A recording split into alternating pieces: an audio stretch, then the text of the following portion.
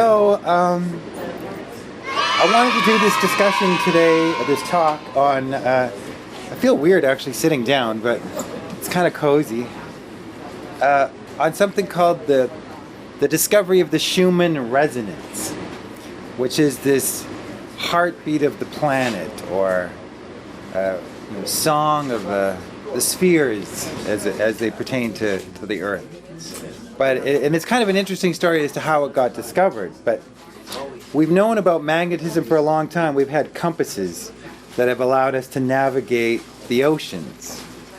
And as early as the 1500s, we had very sophisticated instruments for navigation. But it was noted that these things seemed to move. Like in London, magnetic north had moved from the period of the early 1500s to the late 1600s, and people had become aware that the magnetic compass had shifted from that time over those 100 years. So it seemed very strange that the Earth had this magnetic field that could influence compasses, but we didn't understand where it came from. We didn't understand why does it move. So in the early 1900s, a special boat was made called the Carnegie that had no iron on it. Everything was bronze and wood, and even the nails were made out of locust wood. It was all held together by as much wood as possible and no metal. It had a little motor, which was really novel for the time. It used coal gas, so it would gasify coal, but even the engine block of this motor was made out of bronze. The only metal were the sleeves in the engine and the burning plates on the stove. That was the only iron metal on this boat, so that it wouldn't influence the magnetic compasses and instruments that they had developed, because they wanted to map out these anomalies in the Earth's magnetic field lines, so that when people were traveling by boat, this is before GPS, that they wouldn't get lost. Because if you were out by 1 degree, that could be hundreds of miles by the time you arrived at your target. So they sailed 300,000 miles around Antarctica twice and all over, and mapping these field lines that compasses follow. But they also were interested in, because they understood that there was some kind of electrical system above us too that was influencing things. And again, nobody really understood where that came from. But they had very sensitive instruments that could measure the amount of voltage potential and its changes as they moved along. And these were incredible instruments because they're all analog, all made from, simple materials, but yet very, very sophisticated. So they mapped the Earth's magnetic field and these changes in voltage potential. So above us right now can vary between 30,000 to 400,000 volts of electric potential. And in lightning storms, it really charges up, and then it releases in these huge bolts of lightning, which, we live on this planet, we just accept these things as normal. It's normal to have a planet with these massive discharges of electricity. We live on an electric world. And if you could zoom out, you'd see that there are 50 to 100 lightning strikes every second on this planet. It's continuously discharging this massive electric energy that it gets from the sun in its interactions with the sun's magnetic flux. The sun puts out light, but it also puts out tremendous power in other ways, cosmic rays, but also has a very powerful magnetic field that interacts with us. And every once in a while it sends out these huge solar flares, which, if it wasn't for the Earth's magnetic capacity, we have something called the magnetosphere around us, which actually shields us from the sun's more violent outbursts. And if it wasn't for that, eventually our atmosphere would be stripped away. So we're very lucky to have this magnetic electric planet. It serves us well. And it's come into understanding as times went on that we are actually sensitive to it too, just like birds are. Birds are able to sense these magnetic fields and navigate. And there's some thought that they actually can sort of see them. They sort of see the lines and follow them. And they need light to activate these little molecules in their eyes called cryptochromes. And they use the light to excite the molecule to an unstable quantum state. It's super complicated. So it's almost like a little quantum computer navigation tool they have in their eyes. And then it becomes very, very sensitive to the magnetic field lines, and it's thought that they could perceive them.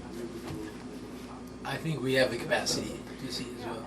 Yeah, there's some thought that humans, we have the same cryptochromes in our eyes too. It's been shown that we have these, but we don't use them much. And also the pineal gland is a funny little gland that contains crystals that seem to also sense, magnetism as well at a very, very subtle level. And we're talking about very subtle things. So Tesla was one of the first people to understand that there's this high part of the atmosphere that is ionized by the sun, which means that electrons are stripped from the molecules and they sort of float freely out here. So you have this charged particle and free electrons floating around, and so it's an electric part of the atmosphere. And because of that, it can bounce radio waves of certain frequencies. And Tesla was the first to understand that this could actually happen, that you could bounce a radio wave off the atmosphere and it would travel, let's say, from London to Newfoundland. But Marconi beat him to it. And there's some thought that Marconi actually had visited Tesla and gathered up this information and put it into effect. But it was Tesla that understood that this huge amount of ionized atmosphere could be used as an energy source, and we could use it to have wireless communication, and he had an energy that we could tap directly into it.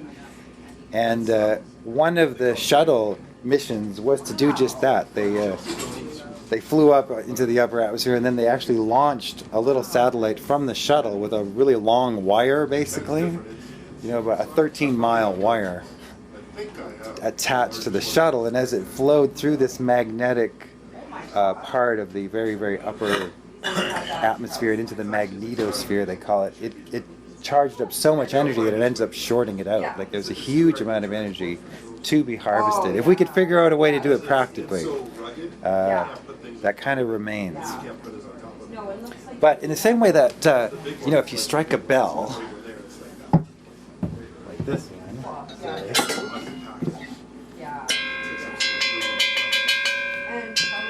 it really doesn't matter how many times I strike it, or how fast I strike it, or how hard I strike it.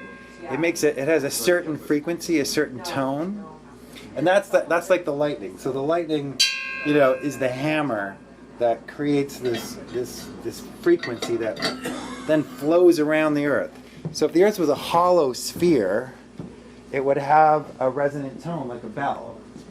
But it's not a hollow sphere. But we can use that as a rough estimate to calculate what this resonant radio frequency is, and it's 7.8 cycles per second.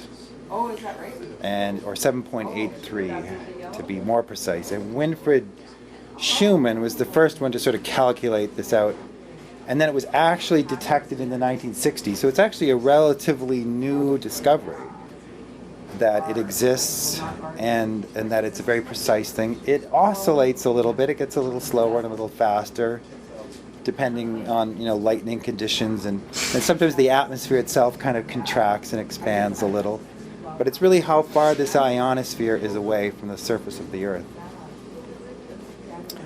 So Winfried Schumann discovered this, and then there was a fellow named Rutger Weaver who built an underground bunker back in the 1960s at the Max Planck Institute, and he put students down there weeks at a time, which would probably not be you probably couldn't even do that kind of experiment today. It just was too traumatic. But these students had no clue whether it was day or night. Everything was controlled, so the temperature stayed the same. They were deprived of all any electromagnetic signals. It was basically kind of like living in a tomb. And he wanted to see what would happen with your circadian rhythms. What time would you get up and go to sleep if you had no clocks, no signals, no nothing?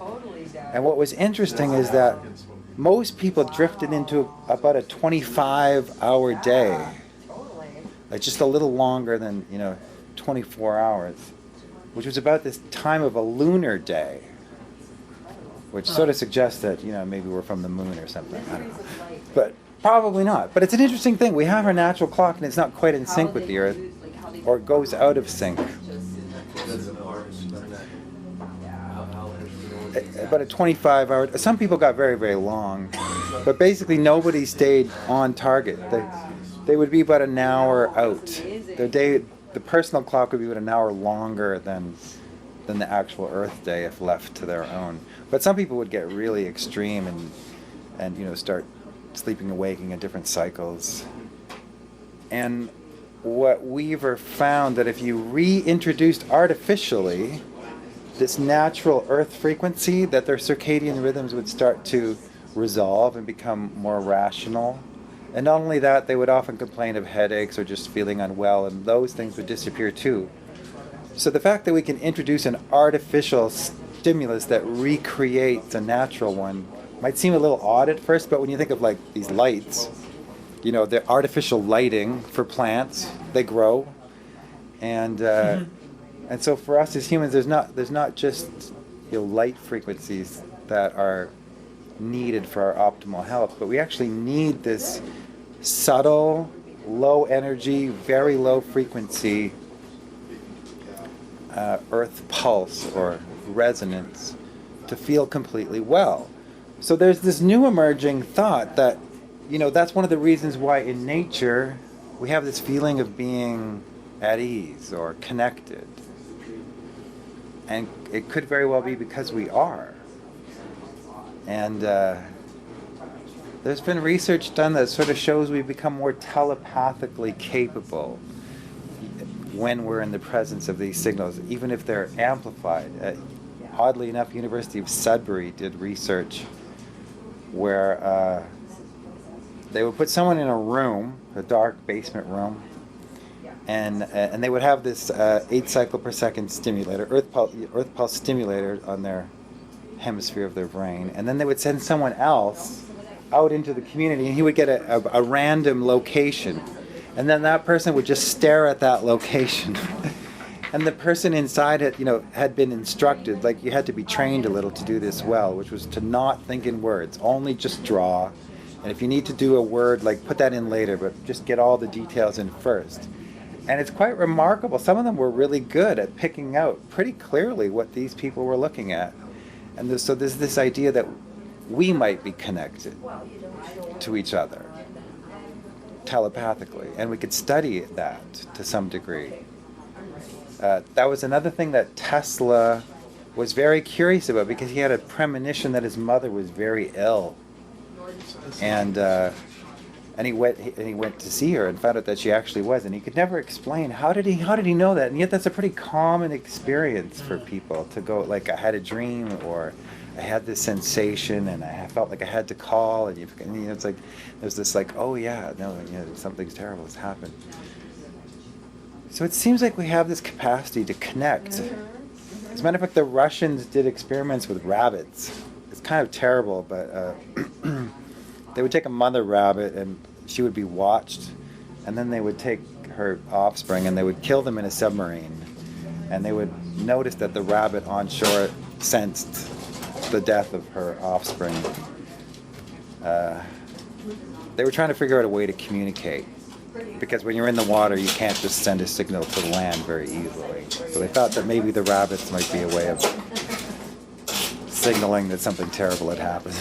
But it wasn't a very reliable method. But they did show that there's this connection, between living things. I hope so. Especially, I thought that'd be a fitting story for it, since it's Easter. We killed the bunny. Yeah. So it's also found that we get depressed when we're deprived of this signal more easily. And this whole journey kind of began for me when a friend of mine lost his ex-fiancée to suicide. And I realized that depression is pretty endemic in our culture. And I think there are a number of reasons for that. However, it has been shown that stimulating the brain to get into these low frequency signals can alleviate some of those symptoms. So there's a frequency of brain wave that matches the signal that the Earth produces almost perfectly. You can put them one on top of the other. So in our low alpha state, which is the name that's given to a frequency of brain waves that exist between, say, 6 cycles per second to a high of 15. But in that transition between what they call theta and alpha, there's this match between the Earth and our own brain energetic wave. And that's too remarkable to be just a coincidence.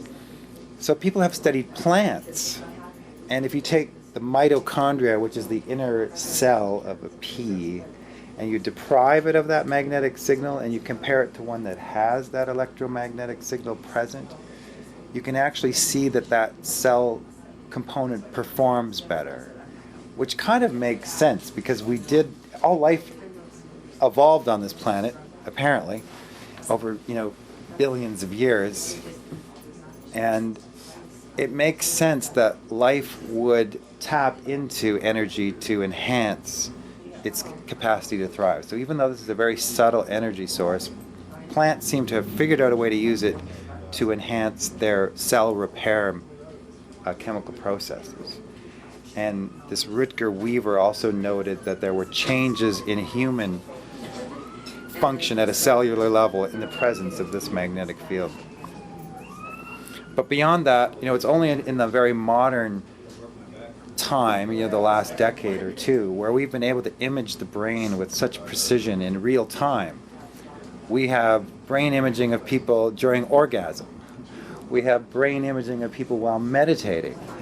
And we have brain imaging, of people thinking about thoughts. And we can see what happens, under different conditions. And what's interesting is that people who have spent time meditating or to become self-reflective, to take the time to go, what am I feeling right now? What am I thinking? That seems to create a change in the way that we perceive ourselves and reality. And you can actually see the brain waves become more coherent and settle down into this low alpha state.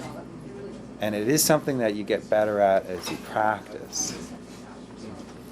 And there's a book called Brain Lock by a psychologist working with people who have, obsessive compulsive disorders or struggle with, like people who have to wash their hands, all the time because they just obsess about it. And how do you break that? It's like, or people who have addictions, or people who can't feel happiness unless they have excessive, wealth and power. Someone like a Conrad Black or an addict in East Van. There's really not a lot of difference going on at what's driving these behaviors. So what I started to do is I started to research what's been going on with treating depression using external electromagnetic stimulus. And was surprised to learn that there are these new advances that they call transcranial magnetic stimulation, which uses really powerful electromagnetic signals to basically jolt the brain into a brainwave state. It's sort of like if you took the recording of a healthy brain, amplified it, and then applied it to someone who is not experiencing a good state of mind. It's sort of like, could you force someone who's agitated into a relaxed state just by applying an electromagnetic field? And it was found that you can to some degree. And we're even using this to map the brain. There's research going on at U of S that's really quite profound. But I also built my own little generator to try it out, and a few people have. So I have this little website called earthpulse.ca, And if any of you are interested in trying it out or want to get that, the app will be ready in probably a week or two, and want to try it out yourself. I have coils available that I've manufactured. It's amazing the world that we live in. I had coils built, they're called induction coils, to create an electromagnetic signal. And maybe I should electromagnetic energy is very, very, very strange. Because, we take it for granted, with our cell phones, that wireless communication can exist. But in the time of Tesla, it was considered so bizarre that you could send a signal through the air and someone else could get it. It was just a very strange idea. But the discovery that electricity can exist in a wave state. So an electromagnetic wave is exactly that. It's an electrical signal that changes to magnetism and then changes back to electricity and then changes back to magnetism, and it does this in a cycle, and it could be a high frequency or a very low frequency. But this is one of the things we've discovered about our universe that is really profound. Electromagnetics have changed the world. We can produce electricity, and the understanding that we're electric is really also extremely strange. Hans Berger was the fellow who first recorded human brainwaves, and he was considered a freak. He was dismissed. It was he was obsessed with it too. He was like, I'm sure you could, that the brain's electric. I'm sure of it. I was like, well, okay, whatever. I don't know what you're talking about. But he was actually looking for ghosts. He was into supernatural things, and he thought that you could detect them. And so he developed the first way to detect human brainwaves. But he was kind of also looking for supernatural entities at the same time. So, quite often you see that. It's someone is propelled by an obscure idea and they end up discovering something super important. The idea that the brain has its own electromagnetic waves was so bizarre at the time that it just seemed unbelievable. But it's kind of what gave rise to the whole Frankenstein novel, That was his ideas were kind of incorporated into that idea. Electricity became this new thing, and wow, maybe you could animate people because you could, right? People actually did weird experiments with frog legs. You apply electricity, and then boom, they would jolt. And somebody actually did that experiment with a human corpse. And sure enough, it was wow. So this is where the sort of genesis for the Frankenstein story came in. Yeah, so, and some animals produce electricity. A lot of our understanding about electricity actually belongs to study of a certain type of fish that produces an electric current. And people tried to figure out how to reproduce that. So the first battery kind of owes its genesis to people who studied fish that produced electricity and tried to figure out what was going on. So there you have it. We're about a year ago, because I first started investigating this alternative to shock therapy called transcranial magnetic stimulation, and I was very curious as to why it would work. Again, that goes back to those old times. Shock therapy was something that seemed to work, but nobody really knows why. It seems to work, but it's also quite brutal and bizarre that it still persists in the modern world. But it does seem to work for a lot of people. It also has some side effects for a great number of people. It's a bit of a very dicey therapy. So people have been looking for alternatives for that. So I was looking, and it was this transcranial magnetic stimulation. So again, here's this thing that works, but nobody's actually sure why. And so I kept looking, and I realized because when we're in these low alpha states, we're more creative, we're in flow, we're capable of feeling relaxed. And the earth is always there as this reference signal to pull us into that. But we're the first, generation of people to be effectively deprived of that signal because we have millions of devices emitting radio signals all over the place, including, like twirly light bulbs, fluorescent tubes, and these signals are our refrigerators, our computers, our cell phones. So it's a really great idea to try and get like an hour of a day, if you can, where you turn your phones off and go for a walk. It's like, don't even carry it with you. Or if you do, put it on airport mode so that it's not sending a signal. And give yourself a chance to take your shoes off. Because again, you're more capable of entraining with that natural earth signal when your shoes are off. And it's been shown that it has an effect. It's very subtle and it's barely detectable, but it's my belief that it reassures us. It gives us the sense of like, oh yeah, right. Whew. How are we doing for time? I don't keep track of things. Where are we? I don't either. Oh, is Do your it? thing. Okay. Bring you. Don't worry. That was very good. Enjoyed that. I was going to share that. Yeah, I had kind of like a healing crisis. I ended up coming to Saskatchewan and spending time in the forest and walking on the ground and taking a cue from my friend Bruce and suntanning in the nude. There was no one there. And just walking around and within a week I felt remarkably, notably, more healthy and alive. And I really didn't understand why. I just was like, this is compared to downtown Toronto to here, like this is a substantial difference. And that's part of the reason I moved to Saskatchewan. But I've also come to realize it's because we need nature. We need to be in nature, and we need to have the subtle energy of nature. But it's also, what's interesting to me is that we can also reproduce artificially some of these natural frequencies that are good for our human health. It makes me think of, this frequency and the correlation of the speed that we rock babies, or that babies are rocked in their mother's wombs when they walk or when they're moving. If there's a correlation between that kind of tempo and this earth tempo.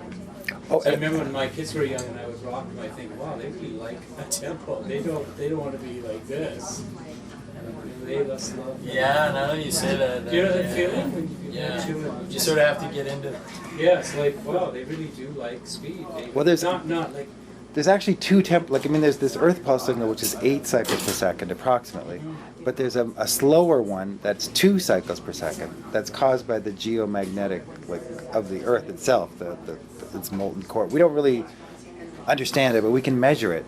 There is a 2 cycle per second one, which is also interesting because our heart beats at like 60, and then there's some kind of harmonic going on there. But that's also that, I think there definitely is a certain kind of harmony that we seek. And there's certain types of food that induce those states, right? The rhythm of your own breathing. There's lots of different combinations that produce different kinds of states. It's really interesting. Good stuff. The heart map, but I can't remember now the frequency, but it's a very, very low frequency that they are attributing, they're basically calling it coherence, that there's a heart-brain alignment happening. And I think it might even be lower than 2 seconds. Well, it's also interesting that a lot of earlier cultures that were more attuned, the new Native Center at the U of S, I think. Sorry, I don't remember. Do anybody know the name of it? Gordon. At U of S. I was unaware. Something. Huh? Yeah, it's first syllable. Oh. Yeah, there's a beautiful new round building, and if you look on the ceiling, you'll see it has the medicine wheel. But underneath the ground, the elders insisted, at the main floor, that the ground actually come up to meet the surface of the floor, underneath the center of the medicine. It had to be, because when you have a basement, you're not really on the ground. But so they had a column of ground placed under it, so that when you're standing in the center, you are in contact as much as possible with the ground.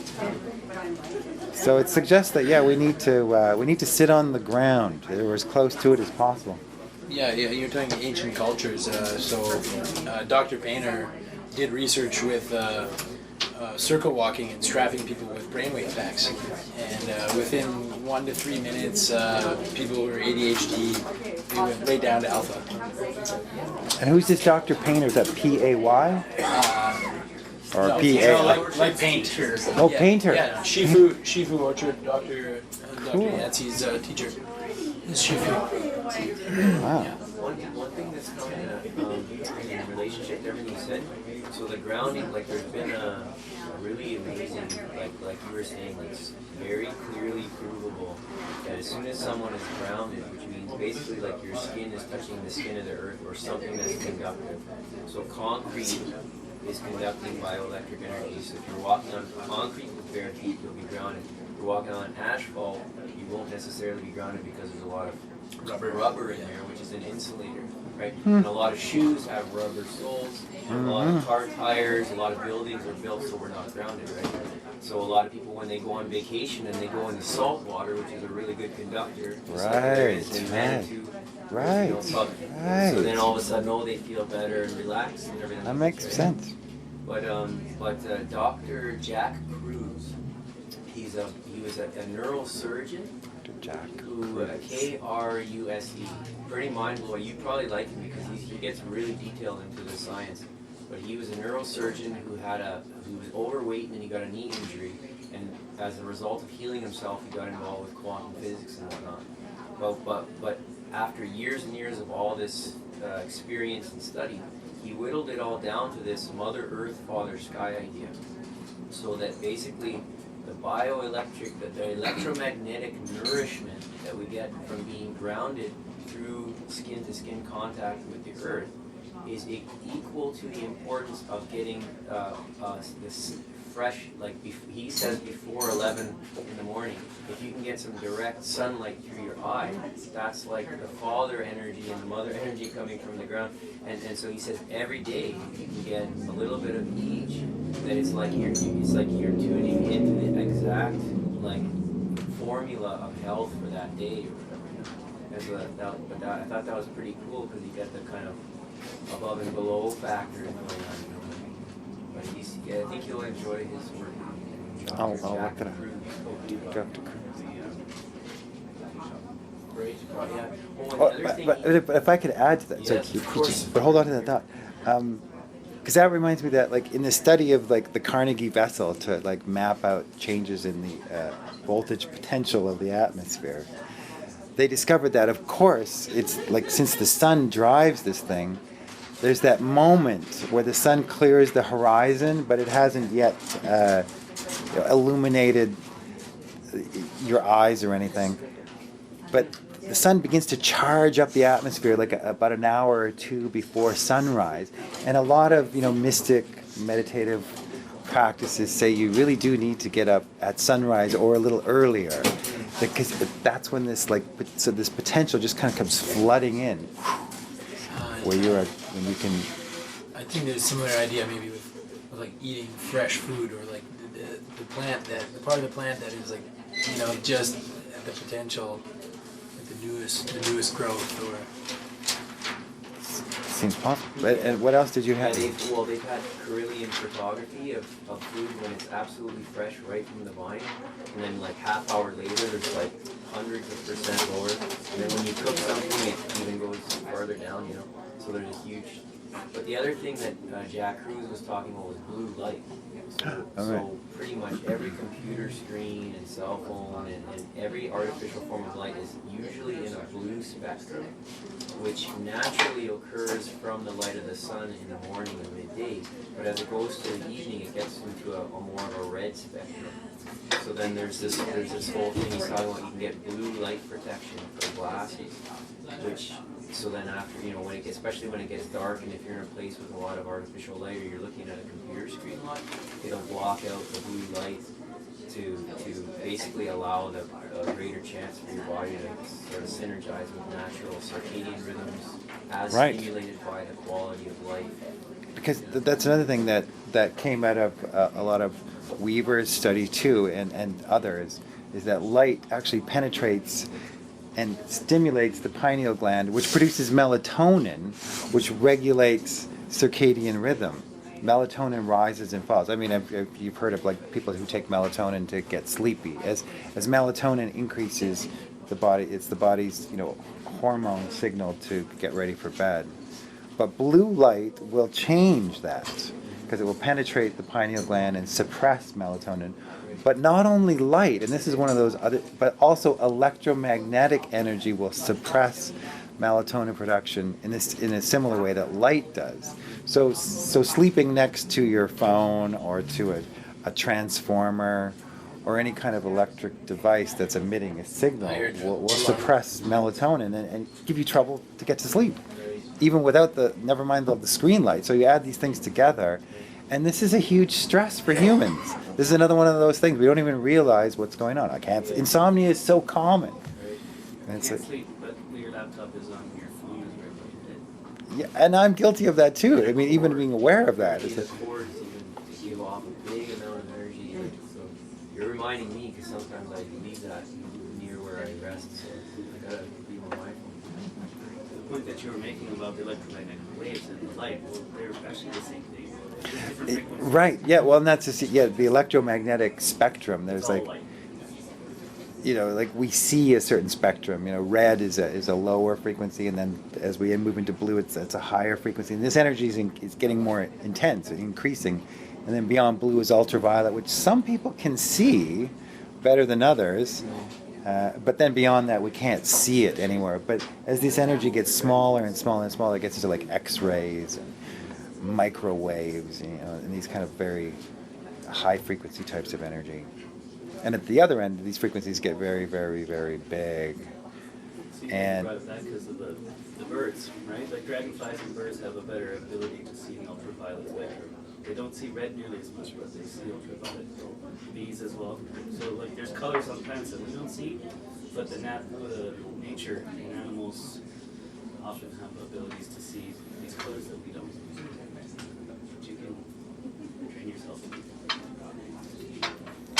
Yeah, well, I saw a BBC documentary, and it sort of suggested that because we use red lights at the top of wind turbines, that messes with these birds' cryptochromes, and they fly around and around and around. And if we would just replace the red lights with blue lights or white lights, it would save a lot of the birds. Or at least we could try it. But we're very resistant to that kind of change. God forbid we should change the light color. Well, it actually is better for planes. But I mean, we have much more powerful lights now. We could get rid of the red lights and replace them with blue or white, and it would help the birds. But oddly enough, it's because it disturbs their ability to sense these magnetic fields. It's remarkable how finely attuned we are to subtle energy. So yeah, I have this website called earthpulse.ca, and I'll be posting some more information on that in the coming weeks, I suppose. And if you, Yeah, very and thank you so much. Thank you for joining me. A lot of hard work summarized into a good, precise presentation. That was really nice. Oh, you think so? Yeah, because it's hard to know. I could go on and on and on. Next time you want to have a PowerPoint. Yeah. Some slides. Diagrams.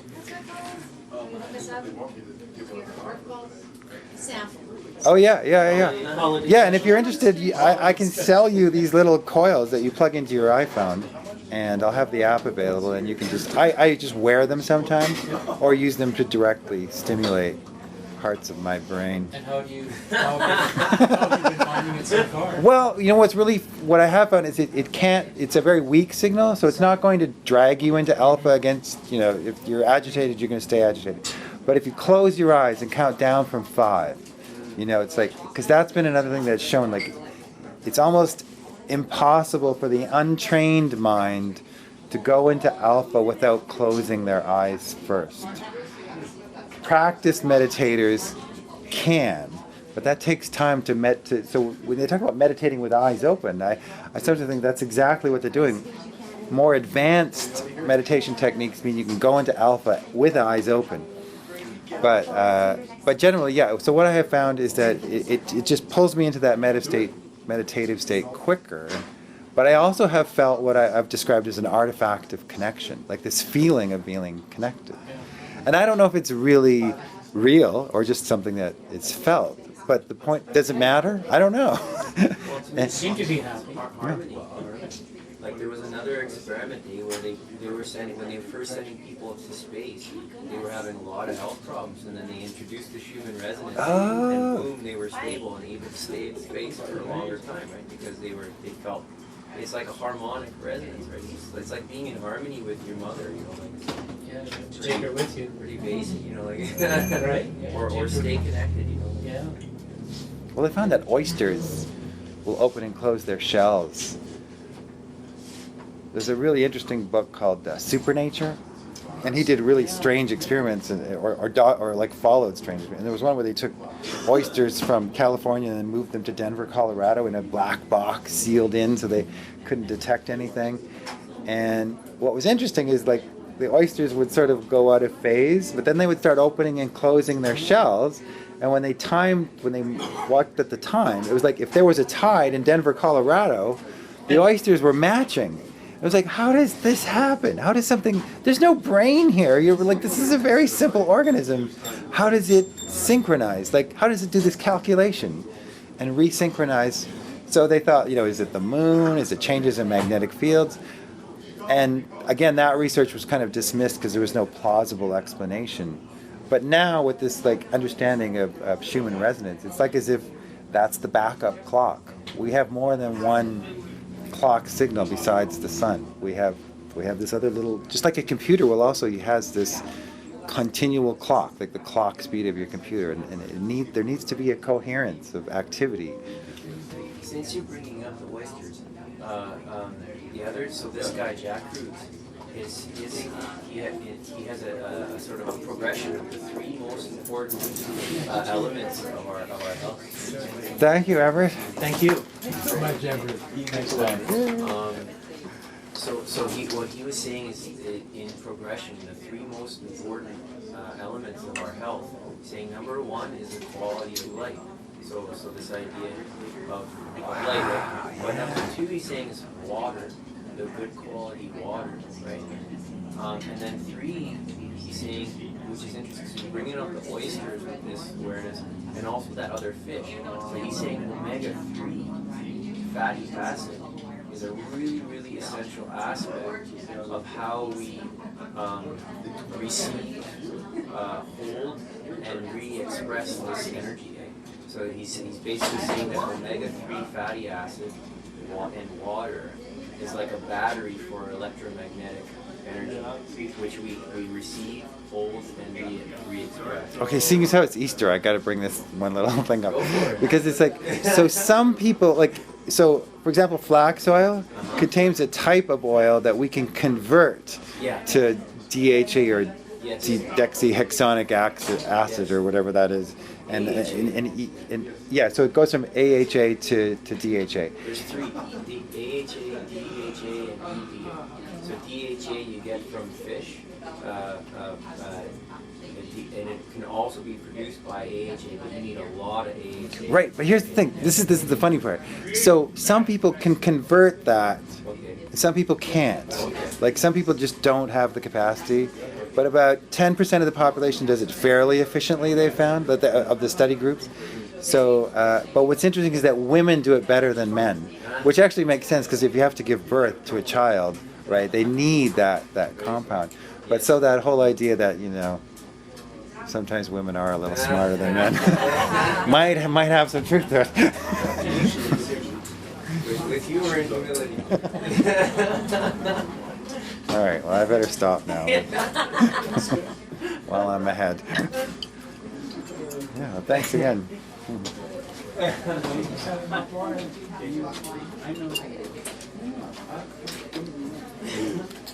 But I've never done this before with a little sofa. I'm not sure I like it. It's A good chair.